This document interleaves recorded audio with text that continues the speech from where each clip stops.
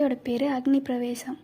அந்த கதை எப்படி ஸ்டார்ட் ஆகும்னா, அவள் ஒரு காலேஜ் படிக்கிற பொண்ணு. அவள் வீட்டுக்கு போகிறதுக்காக பஸ் ஸ்டாண்டில் வெயிட் பண்ணிகிட்ருக்கா. காலேஜ் முடிச்சுட்டு ஈவினிங் டைமில் அவள் கூட படித்த ஃப்ரெண்ட்ஸ் மற்ற எல்லாருமே நின்றுட்டுருக்காங்க பஸ் ஸ்டாப்பில். எல்லாருமே வர பஸ்ஸில் ஏறி போகிறாங்க. அவளுக்கான பேருந்து வரவே இல்லை. ரொம்ப நேரம் தனியாக வெயிட் பண்ணிகிட்டு இருக்கும்போது திடீர்னு மழையும் பெய்ய ஆரம்பிச்சிருச்சு. அப்போது அவள் முன்னாடி ஒரு பெரிய கார் நிற்கிது. வாங்க, நான் உங்களை அழைச்சிட்டு போய் விட்டுறேன்னு சொல்கிறாங்க. இவளும் சரி, யாருமே இங்கே இல்லை, மழையும் வேகமாக பெய்யுது, சரின்னு ஏறிடுறா. ஏறி போயிட்டே இருக்கும்போது வேற ஒரு பாதைக்குள்ளே போய் கார் நின்றுது.